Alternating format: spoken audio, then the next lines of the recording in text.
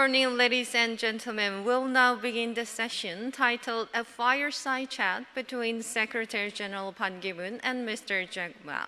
The moderator for this session is Mr. Ban Ki-moon, the 8th Secretary General of the United Nations. So please welcome him with a big round of applause.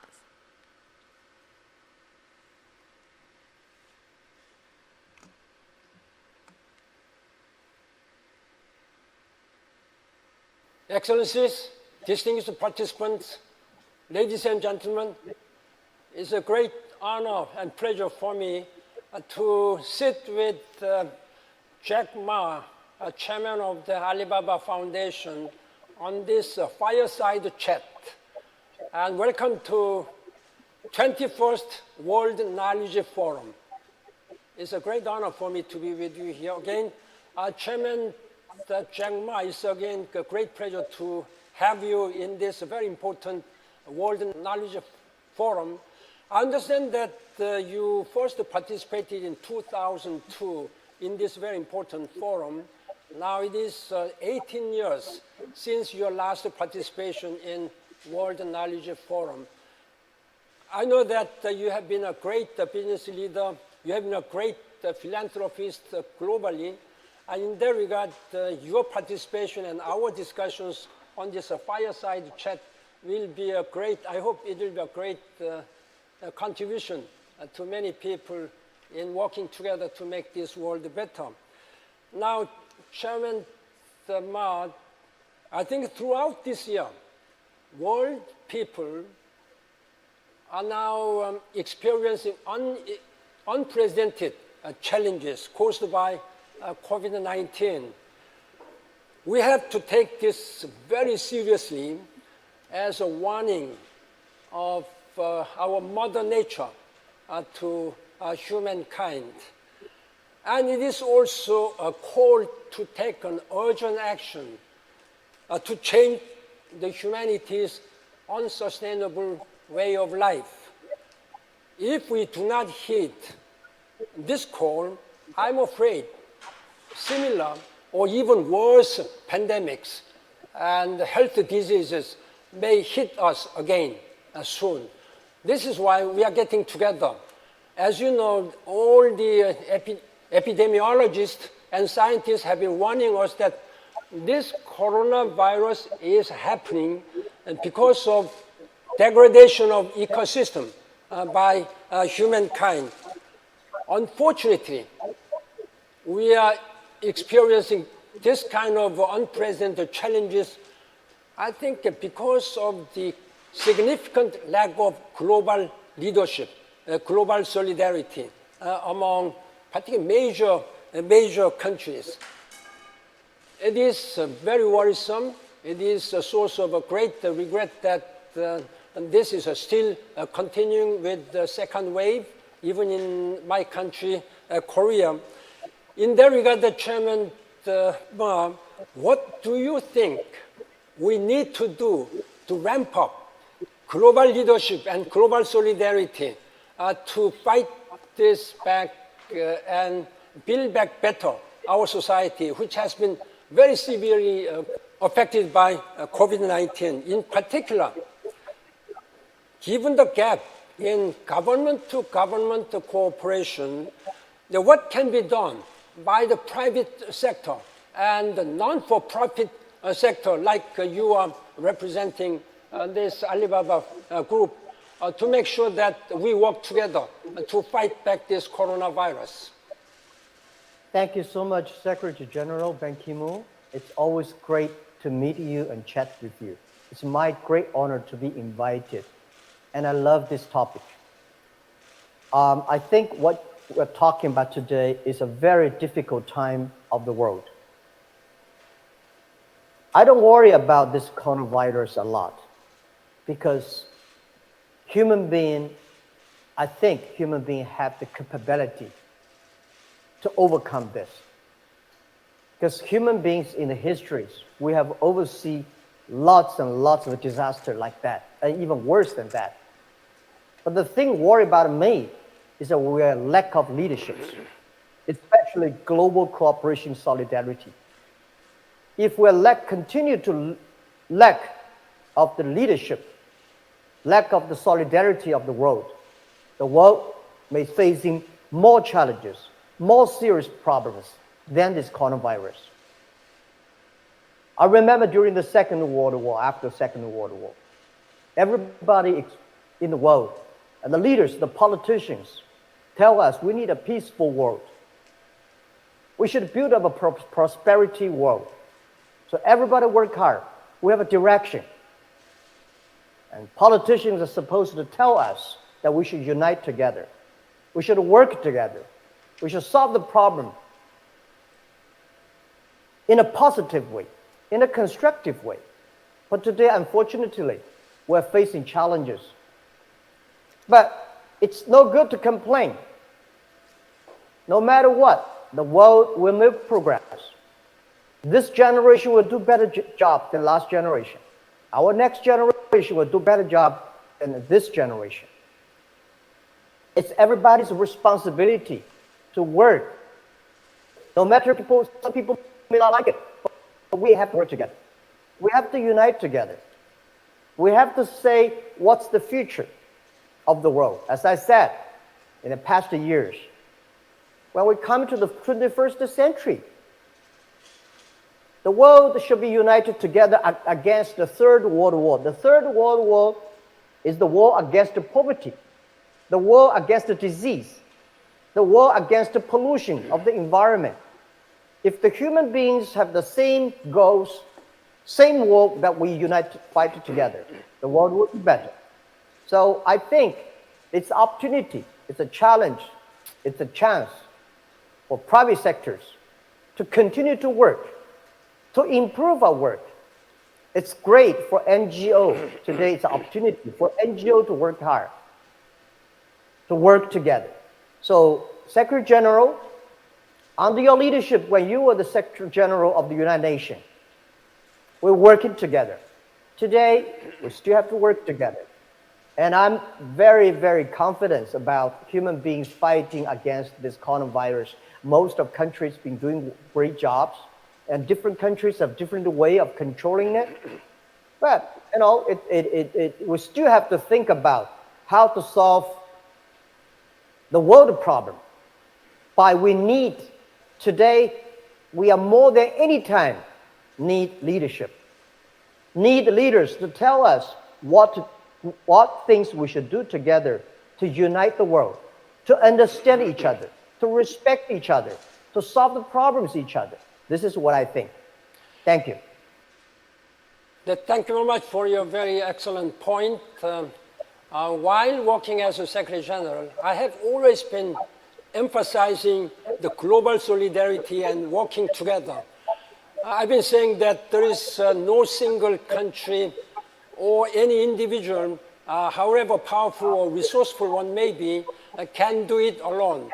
Particularly when it comes to global challenges like coronavirus, then I think a whole leadership should be united. In that regard, the leadership and partnership among government, the business community, and civil society, that's very important pillars. They're very important goal, which I have been really promoting. Of course, at this time, as you pointed out, there is a significant lack of solidarity among global leaders, starting from major powers like United States and even European countries.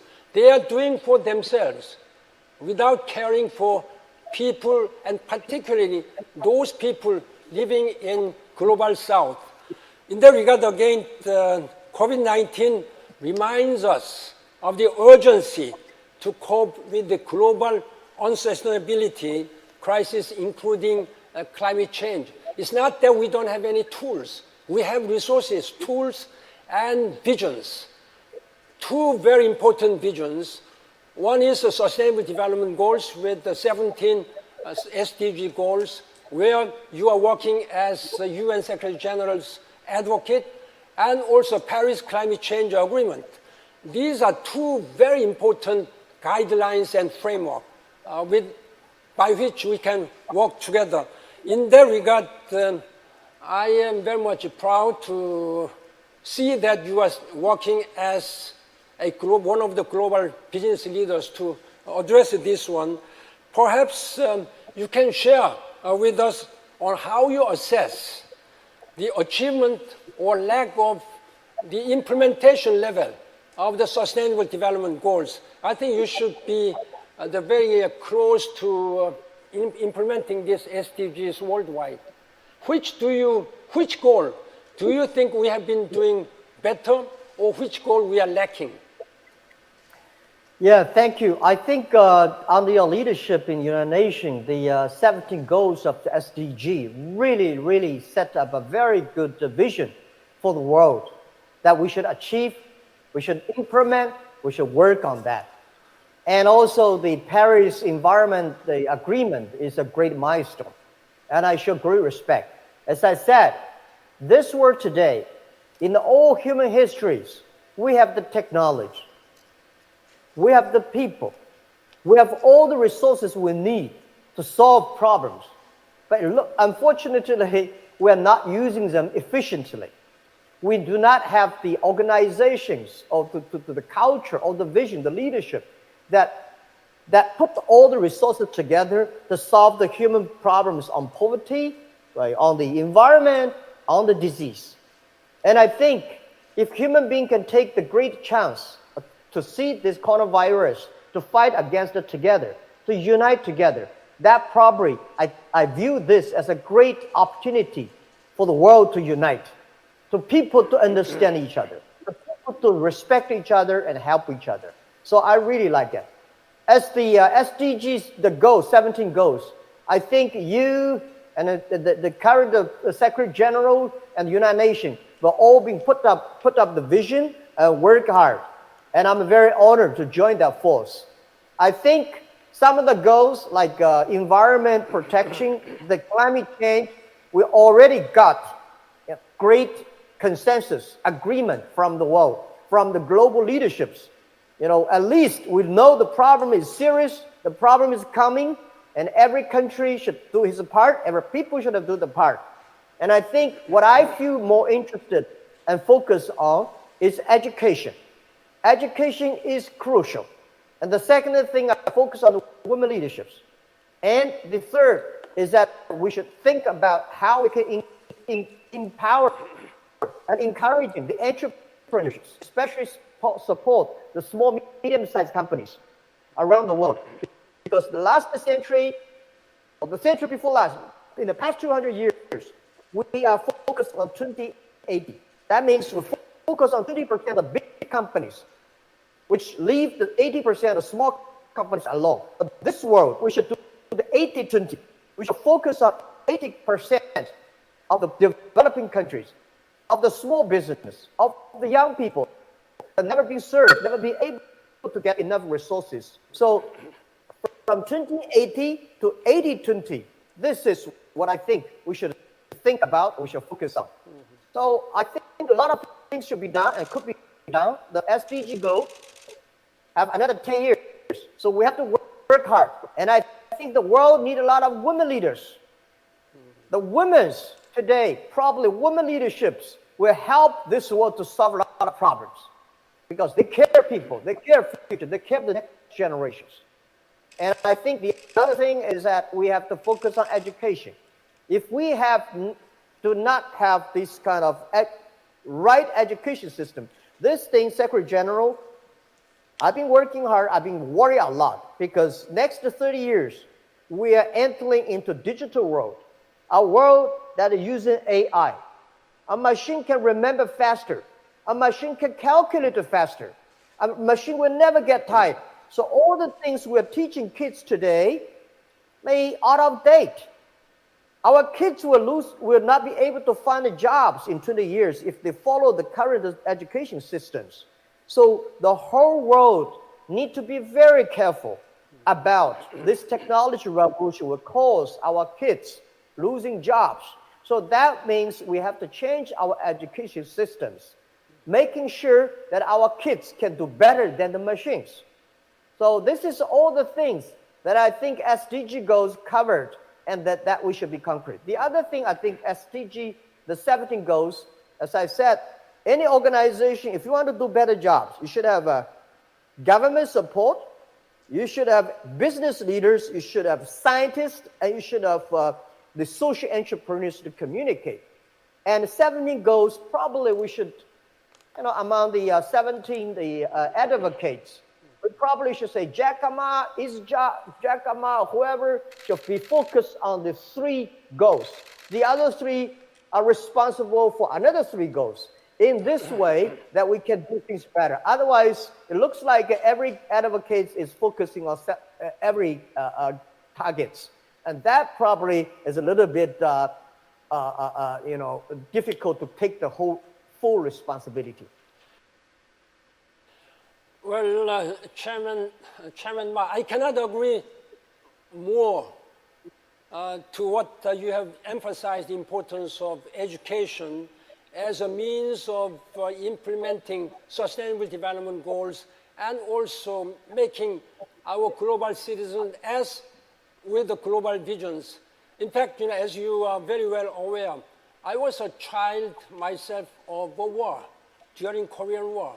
And it was the United Nations who saved our lives, but also it was the United Nations, and particularly UNESCO, who helped Korean, very poor, war-torn country children to be able to study.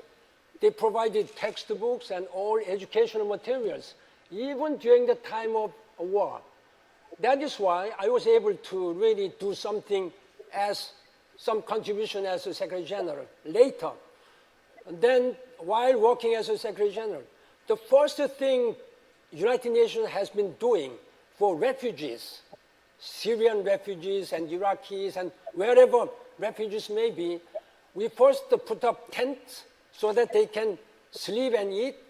Then next thing which we did was to establish schools. I think this is a temporary tent schools, but we've been trying to provide educational materials.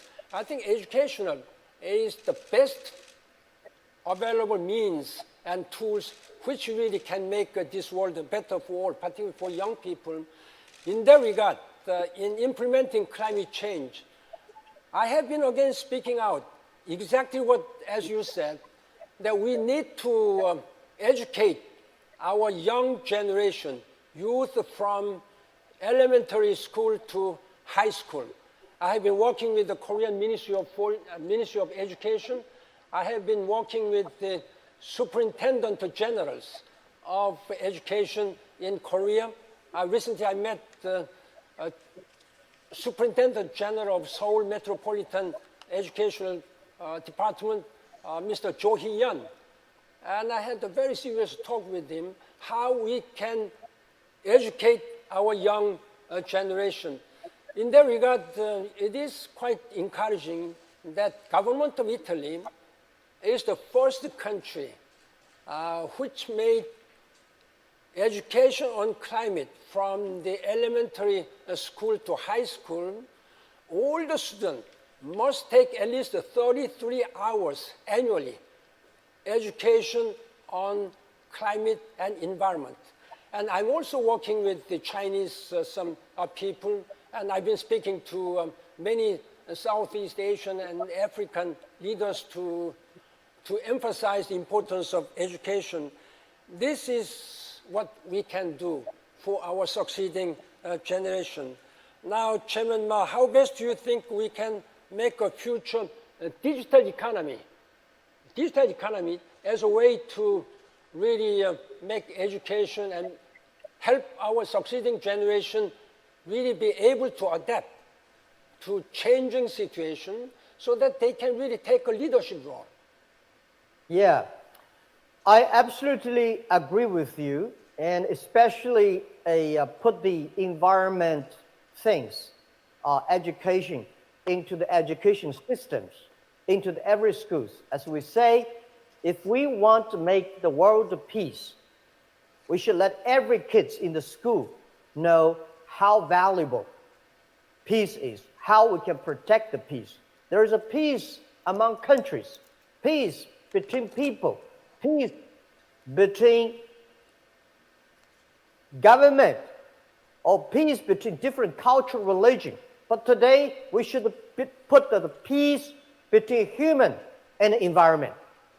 So this is what I think we should put education into, put all these theory, the environment theory, into the education system, into the schools, kindergartens, primary schools, universities. I think, thank you very much, Secretary General. It's a great idea, and let's put that thing together and move forward. Yeah, the other thing I think I like is about, and I worry about, is today the coronavirus. Kids are moving online. If we're talking about digital economy, that we should make economy on digital. We have to make everything on digital because we are, just like 100 years ago, we put everything, every country on electricity. If we put a country on electricity, a country will be modernized. If America is a country on wheels, we have to make every country on internet, every country on digital. That is very important. Today, look at the coronavirus. A lot of schools stop education, stop teaching. A lot of countries put online schools. But still, there are more than 500 million kids in the world. They cannot go to school because of coronavirus. How we can do that? I think if we cannot let our kids to understand, to use the digital technology, I think the country will be hopeless. Mm-hmm. So this is what I think digital economy will empower young people. Mm-hmm. Digital economy will empower developing countries. Digital economy will empower the small companies so they can globally develop their business. They can think differently. So this is what I think. If we cannot let our kids, let our young people, let developing countries to take advantage of this technology, which I don't want to see the result, a technology revolution become a social revolution. So we have to move very fast to making sure that every country, everybody, and every business, every school can be digitalized. This is what I push a lot. I think should be inclusive, should be sustainable, should be green. And this is what I think that I would love to put all my efforts to help the world understand the digital technology, don't scale of it, grasp it, empower your young people. Because it's the young people that is our hope. If the hope are not digital, then it's a hopeless hope. Well, I fully agree with your point, and you have been successful utilizing all science and technology, particularly digital economy in your business. Now, there is another way how you can help and the business leaders can help. Let us move to entrepreneurship. We cannot find any better role model than yourself for young generation. Can you give me just one or two or three essential tips for starting a business from the scratch for young people? I think you are exactly the role model who started from the scratch to become one of the top global business leaders. Now, I think you can inspire young people. Yeah, I think rule number one, always believe in future. Rule number two, believe in today is the great time to start your business. Rule number three, find a good team, working together, trust your team. And that's the things. And also very important, no matter how big your dream is, start from small. And making sure, try to make a good small company rather than a big vision without knowing where to start and how to start. Can I begin myself to follow your footsteps? I don't think I'll be successful. I think when people like you, people like us, you are social entrepreneur, and we are, as entrepreneur, we're never scared of challenge. We're always thinking about not opportunity. We always think about create things that is different.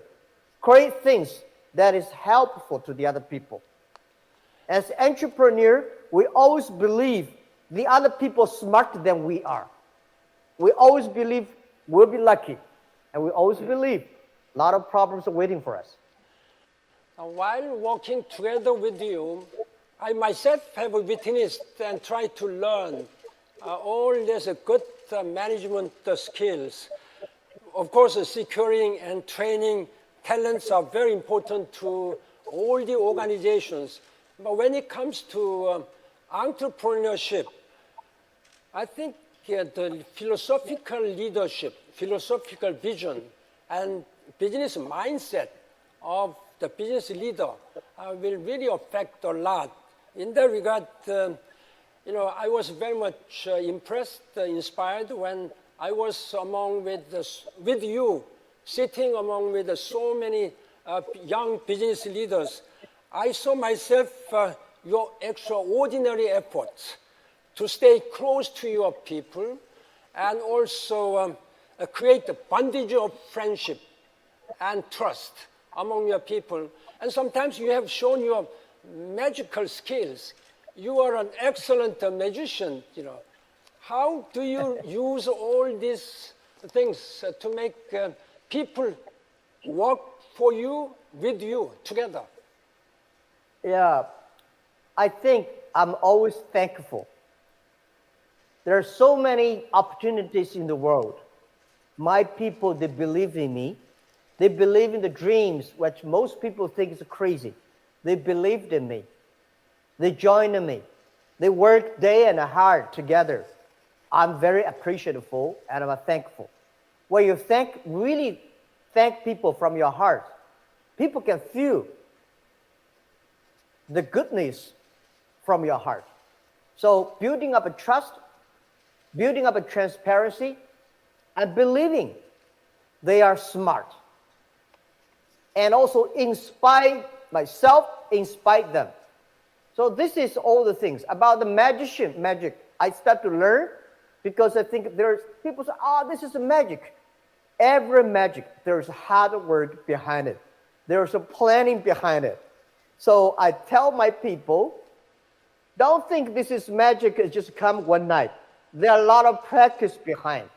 There are a lot of designing behind. There are a lot of mistakes behind. So nothing is easy. There's no job in this world is easy. Business, not easy. Teachers, not easy. Politicians, not easy. Secretary General, not easy. So nobody is easy. The only thing is that work together. Enjoy the things we're doing and believe in the future. That's what I always believe in, and this is pretty simple. We think every successful people, you think it's a magic? No, he has hard work. He has a plan. He has a vision. He has a team behind. Let us talk about our future, our common future. Now, I think it is almost global agreement among people that somehow, after we'll be able to overcome this coronavirus pandemic, the future will be much different from today or yesterday. Particularly, many people are talking about new normalcy using technology, new normalcy through untact, using all our conversation and businesses virtually through Zoom, webinar, etc., etc. I myself have been wondering whether this kind of a new normalcy, what they are now talking about, that everything will be on untact through virtually, whether it will be a most ideal one. Just using a digital economy, like a digital technology, that's very important. Had we not have this technology of today, under the lockdown circumstances, we would not have been doing anything. The children will be completely out of school because there is no way. At least they are learning virtually. So this is one good aspect. But is it really desirable that all our businesses, our contact should be on virtual basis rather than just in person-to-person contact. How do you view the future would look like after a pandemic? Well, first, technology will change the world, will change people. And I think we cannot stop it. But the world will still be a real world.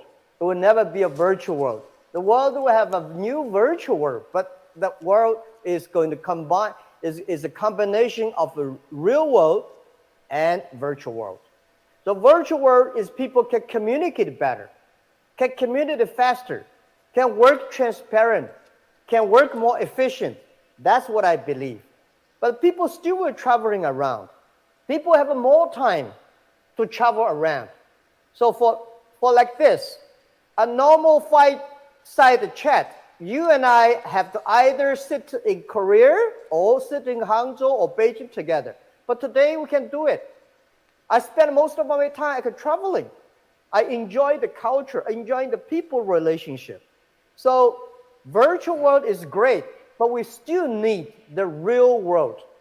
Without the real world's trust, I think the virtual world will not be able to be beautiful and happy.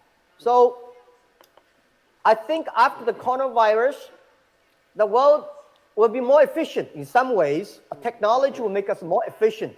But if we do not have the leadership we need, we have a better technology, we have a better knowledge, we have better resources, but the world, the people of different countries will set apart. This is very bad. So I worry about next 20 years is going to be a very, very disturbing period of humans.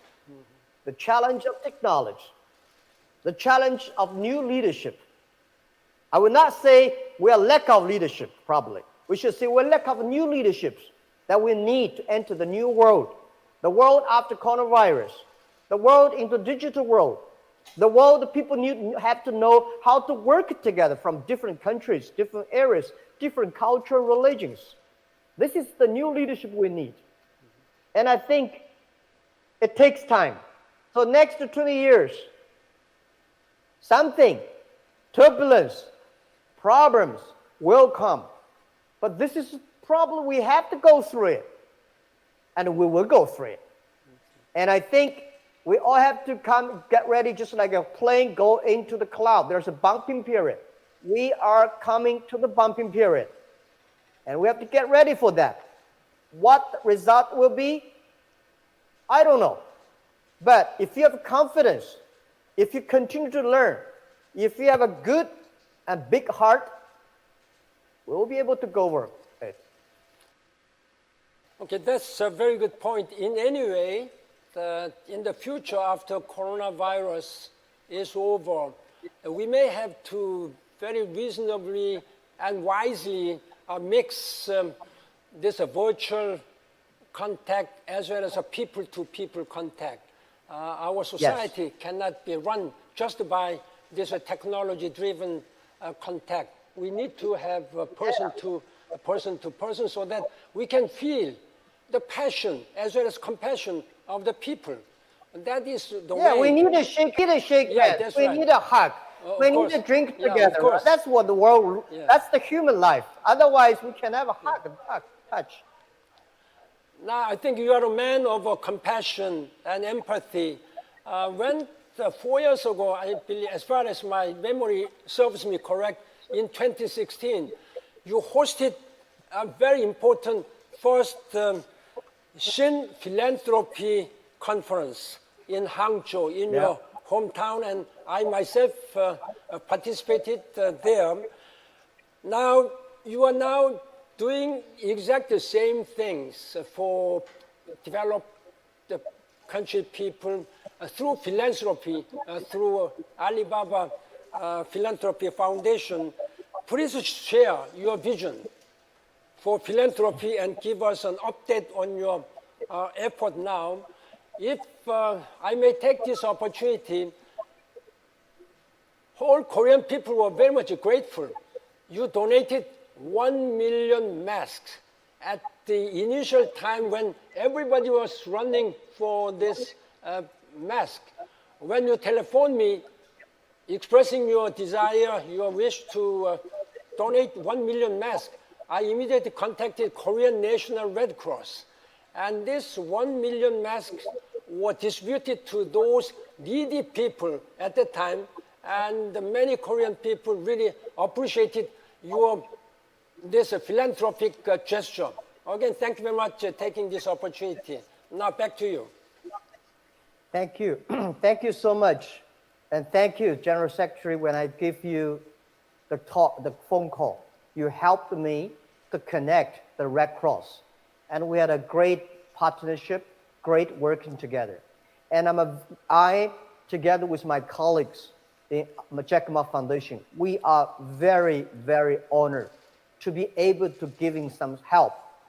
And I think that is just the things that we would love to do and helping the Korean. And I really like the Korean people, Korean culture. And in the past 20 years, the Korean business, small business, helped Alibaba. We grow together. So I just think we are honored. We are very lucky to be able to do that. As to the philanthropy, I think it's easy to give money sometimes. But it's difficult for people like us give time, give action. So what I want to do is to wake up the people, because the environment issue, for example, is not about the money issue. No matter how much money you put inside, it will not work efficiently. It's the heart you put inside.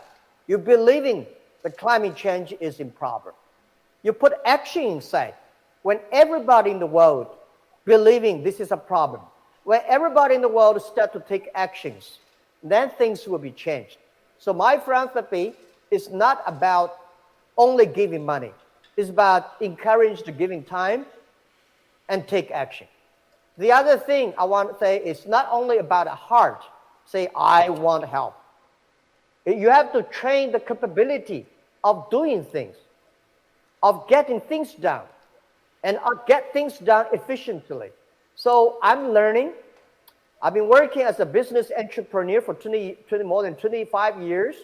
Now I'm working hard to learn to be entrepreneur, social entrepreneur, to learn how to do philanthropy, to learn how to really help efficiently to the education, women leaderships, environment, and these are the things that I think I'm learning. Maybe some years later, if I'm honored enough to be invited again, I will share my experience, how I did in my experience of philanthropy way.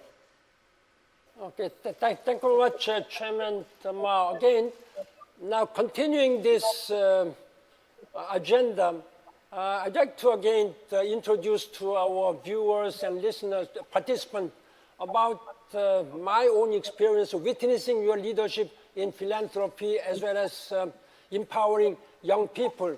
That is Youth African Entrepreneur Netpreneur Prize, which was held in November last year in Accra, Ghana, with the participation of President Nana Akufo-Addo of Ghana. You really encouraged young African entrepreneurs with some $1 million prize to all of them. But I think this is one of the philanthropic way as well as empowering young people. In that regard, because we have a limited time, can you just give us some your thought how you can inspire young people with your role model to empower young people, particularly promising young business leaders? Well, thank you thank you so much for participating in joining the African Entrepreneur Prize from Secretary General the year before. And I think this is the dream thing I want to do. Africa needs economy. Africa needs business. So if Africa want to develop business and economy, we need entrepreneurs in Africa. Today's Africa, more like 20 years ago, China. We have a lot of resources, but we don't have entrepreneurships. We don't have a lot of business leaders.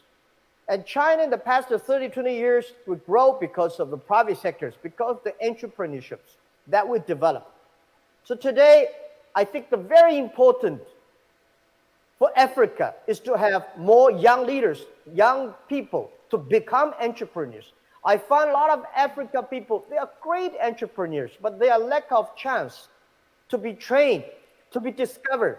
And I think young entrepreneurs in Africa, they are the heroes of Africa. We should make them the heroes because Africa want to change. We need people to have jobs. Who are the people create jobs? It's the entrepreneurs. It's the business leaders.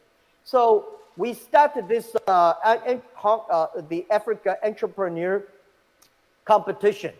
And I'm very happy, even to today's coronavirus period, we got 22,000 entrepreneurs in Africa from 54 countries apply for this year's awards competition. And we'll continue to do it. And I want in 10 years that we see the African heroes, entrepreneurs, they come like blossom, you know. So in this way, we can help Africa to have great and healthy, sustainable health economy. Thank you again. I hope that your such a leadership and vision will really inspire many young business leaders, not only business but civil society leaders, to be more active with passion and compassion. Now, I think throughout the world, many leaders of our world have their personal life motto. You know, we have learned a lot from Confucius, Mengzi, or Lao Tzu, but as far as I'm concerned, I have been very much inspired by teaching of Lao Tzu. What he said, the highest virtue in your life is to act like water. In Chinese pronunciation, Shang Shan Luo Sui. I hope this pronunciation is correct. Can you give me your own thought as well as your concluding remark, as our time is limited now? Thank you. Before we conclude, yes. Yeah, I'll make it a conclusion. I like Lao Tzu. And I started my business. Lao Tzu teaches us how to be a leader. Leadership is about Lao Tzu. And I like Sang Shan Ruo Shui. But I give my motto today. 静观众妙 is also from Lao Tzu. Stay calm.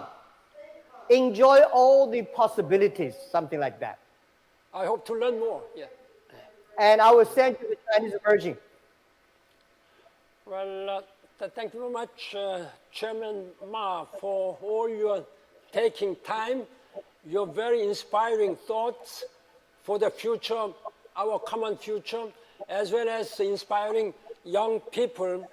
Now, as always, it has been a great pleasure for me to interact with you on so many important issues at hand for entire humanity.